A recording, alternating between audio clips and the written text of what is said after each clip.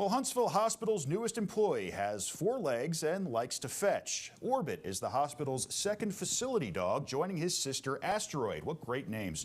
Because so many patients at Huntsville Hospital for Women and Children enjoyed having Asteroid around, they needed a second dog. And thanks to a $70,000 grant from PetSmart charities, Orbit went through intensive training and started helping patients last month.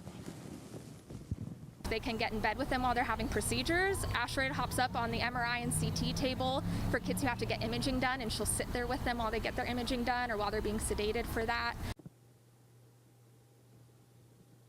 When they're not working, the dogs have their own fenced-in area at the hospital to take a much-needed break.